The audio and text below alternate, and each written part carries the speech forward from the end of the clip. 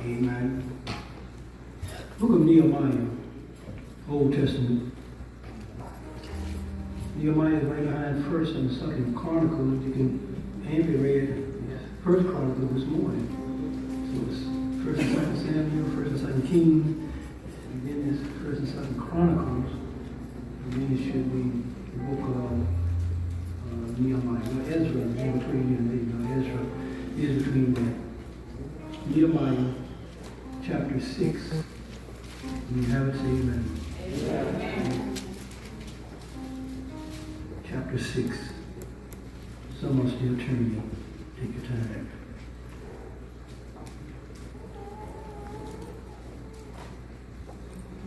All right.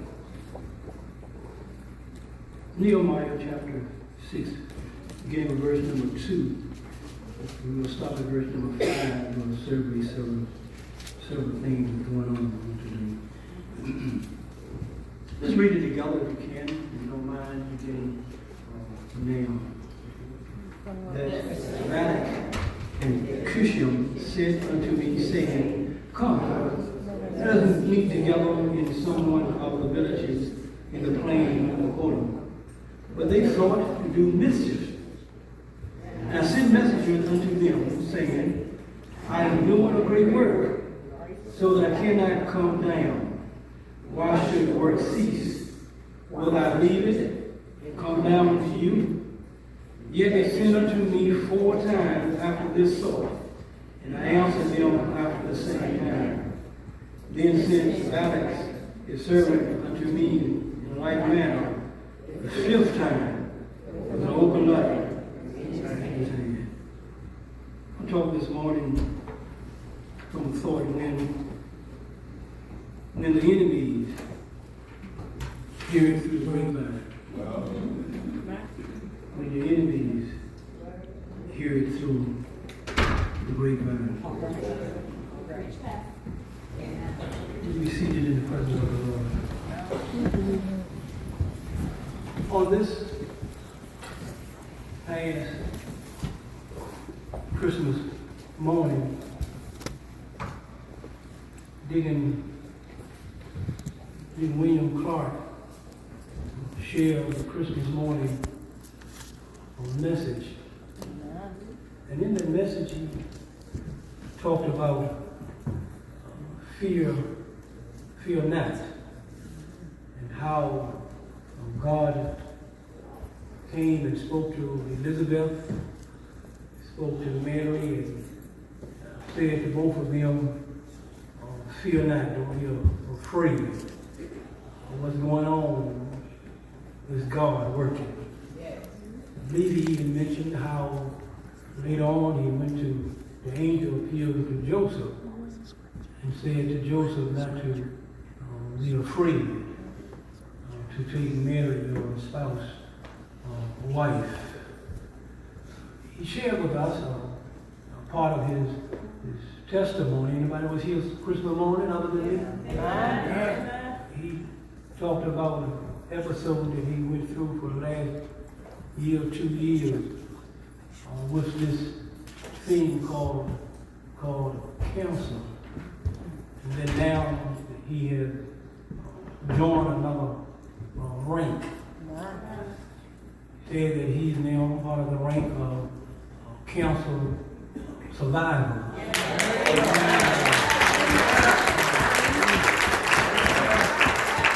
I knew this some 2 years ago, maybe more, because he shared it with me. But it was not my time to say anything. But when someone else gives a testimony, that means it's time for somebody to know that God is still a healer. I didn't hear him say that it was an overnight thing, that it was a process. He had to do his part. The doctors did their part, and God got the glory. Any other cancer survivors in the house today? Give God word is a healer. Then he said something, son, that touched me. He said, when he was growing up in the military, and I didn't know this part, I knew he was a football player. He said to me that, he said to us that he also did some boxing. And that he won championships, and I didn't know that. I knew that his grip was unusual. I knew that part, from experience. But he made this statement. This was all that he said. He said that when he was in the boxing arena, that his coach said to him, if you're not in that type of arena, you wouldn't have caught that. He said that his coach said to him that when you get in the ring, first thing you do, when you're pointed in front of you, that you go out and you hit them with everything you got.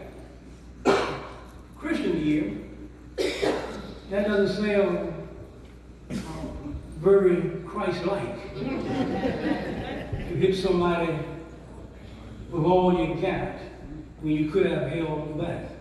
And when he said that, I said, yeah, Clark being in that arena. Because in the martial arts, we teach it towards me. My coach said to me, when you get in a tournament, the guy that's in front of you, when they first start, you either hit them or you kick them as hard as you can. He said you get 3 chances as a black belt. You get 3 warnings. After the 3rd warning, you're disqualified. And our coach was saying, well, go ahead and get the 1st warning right away. Because what happens is you'll get that person's respect. Sometimes we got to fight. Sometimes it's not the physical fight that wears you down. Because we wrestle not against flesh and blood, but it is the spiritual fight that we must continue to fight. Look at somebody and tell them, when the enemy hears the good news, watch out. The Lord has been blessing Grapevine all year long. And y'all got to understand that He's not finished with us yet. We haven't even tipped the iceberg. It does not mean that everything's going to go the way you want it to go. It does not mean that everybody's going to be on your side. It's right here in this story. Nehemiah was rebuilding the wall, and right when he got finished, almost finished, here comes some folk telling him that what you're doing is a waste of time. Don't raise your hand and don't say nothing, but I wonder how many of you have heard somebody in the last year or year and a half say that we ought not to be doing all that stuff in the back, because you really don't take all of that. But when you start doing something for God, when you decide that you want to move beyond yourself. One of our old pioneers here at Grapevine said a long time ago, Leroy Beasley said a long time ago, when we moved over here, he said, I may not see it, Pastor, but what we're getting ready to do, my children and my children's children and my children's children will benefit from it. He's not here to see it, but how many know his children? And his children. Well, I needed to kind of pause to run and to shout, to tell somebody that what we're doing in the back, we may not see all of it, but our children and our children's children. The blessing in the back is not just for myself, and not just for your son and your daughter. It's for my granddaughter. It's for Bella. Be able to go somewhere and have some fun and have a good time down the road. We had a good time here yesterday. Thank God said one of y'all won't here. Thank God. Thank Jesus, you're so good. everybody, because y'all are so pastor, having himself a good time with the people of God, with a 90-year-old woman. And anytime somebody celebrates a 90-year-old birthday, take your hat off, have a good time, and look at somebody tell me anything goes. It was clean, but it was fun. Good music, good dancing, and good, well, kind of good food, but good food. But it was good. Praise the Lord. It won't gravel run cook, so I don't know. I'm prejudiced, you know, when I know it's not gravel run. Praise the Lord, everybody. But God is getting ready to do something in the real, or in the life of the disciples of gravel run that's going to blow the average person's mind. How many folks you know is building a multi-purpose building for a community? Yeah. If you want God to bless you, one writer says it this way: if you want to be blessed by the powers of the universe, I call the power of the universe God. But if you want that, you must look beyond me. Yeah. And when we get beyond the me mentality, God will be able to bless you. Yeah. The reason God can't bless some folks is because it's always me. I want this and I want that and it's me. But when you get to the point where it's not just about me, but about somebody else, God will pour out the blessing that you won't have room enough to receive. Can I get a witness up on you? Nehemiah was building a tore down wall, city of Jerusalem, captive, beaten up, discouraged. But God ain't somebody. Care what you're going through this morning, God always has somebody that'll come by in a nick of time to let you know that everything going to be all right. Have you ever experienced anybody? Don't lie to me. Have you ever had somebody come by just in a nick of time to let you know while I'm at the lowest point? Don't know which direction to go. And he or she came back in the right time to let you know everything going to be all right. Somebody ought to yell at everything going to be all right. In the Hebrew Bible, the books of Ezra and Nehemiah are not two books. I'm going to try to teach a little bit different or more next year because we get trapped.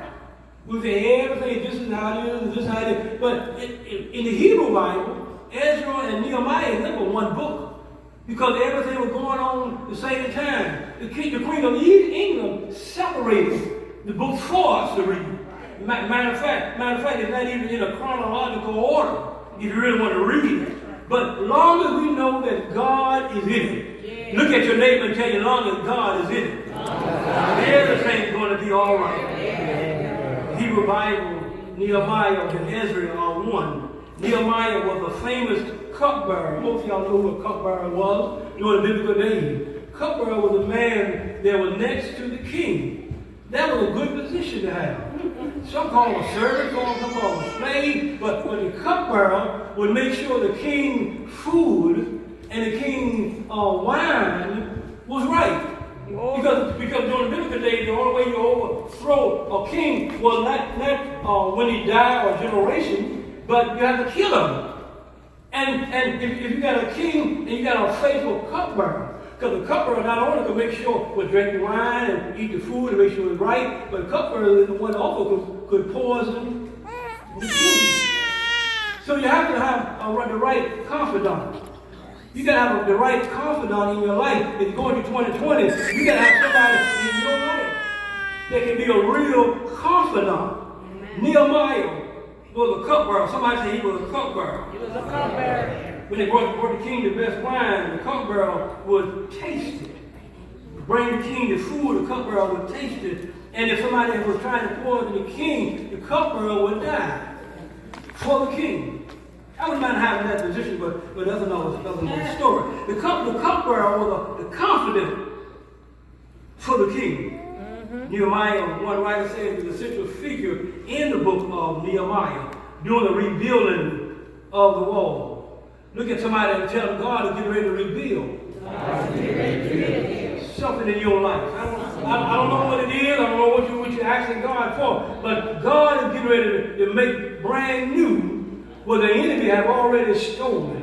Don't you understand that we got to go through some stuff, right? We got to go through some ups and downs in order for God to bless us the way He blesses us. Deacon Carver never had a testimony had he not went through what he went through. See, Christian would not have had a testimony had he not went through. You look at somebody and you got to go through something. We don't stand like we stand. Our mind is like it is because we ain't been through nothing. My mind is made up not because of all the peaches and cream and everything is good and going well in my life. I'm praising God because of the bad days that could have taken me out. But God kept me in house. You're not just praising because everything is well in your life. You ought to praise Him because what the enemy tried to do to kill you, He didn't do it. Look at somebody and tell them, I'm glad to be alive. The book of Genesis proves through faith God created heaven and earth. Exodus shows that at the end period of oppression in Abraham's life, God came through and sent them to a promised land. Leviticus and Numbers show that a certain laws must be respected in order for God to bless you. There are certain laws. The law of attraction means, there's a law called the law of attraction, that whatever you think about the most, the universe got to bring it to you. Look at somebody and say, what do you think about the most? Well, you don't have to worry about what you think about the most. Look at where we are. When you think about the most, the universe said, I'll bring it to you. 2020, we got to think about the good things. And what God is getting ready to do. The good news that God is getting ready to look beyond our faults and see our needs. Deuteronomy is compressed of the farewell speeches of a 100-year-old man named Moses, saying that my time is near, but God got around in the bush. Joshua showed that even Moses can be replaced. Don't think God can't replace you. One thing I understand, and I'm learning it, that God got somebody, and we all can be replaced. Look at somebody and tell them all of us can be replaced. As a matter of fact, 50 years from now, the makeup of Grapevine will not be as it is today. Because 50 years from now, there's going to be another Joshua. Say amen, somebody. Judges show that God's way to rule is real. Ruth showed that the blessing of the Lord comes by doing it God's way. Ruth showed that God will give you a Boaz and not a Jack. First Samuel begins at a low point in the spiritual life of the people of God, but ends with God said, I'll bless you anyhow. First and Second Kings show that Israel was wanting to be like everybody else. We want a king. Sometimes you can't be like everybody else. Everybody else is not doing what we're doing in the real. But look at your neighbor and tell your neighbor, I don't want to be like everybody else. We got to do something different. First and Second Chronicle reminds us that if God's people that are called by my name will humble themselves and pray and seek my face and turn from their wicked ways, then will I hear from heaven. Nehemiah is on the wall. Touch your neighbor and tell your neighbor, stay on the wall. He's rebuilding the wall of Jerusalem with the permission of a heathen king. You don't know who's going to bless you. I'm learning that I get a little bit wiser and a little bit older, that I don't know how my blessing is coming.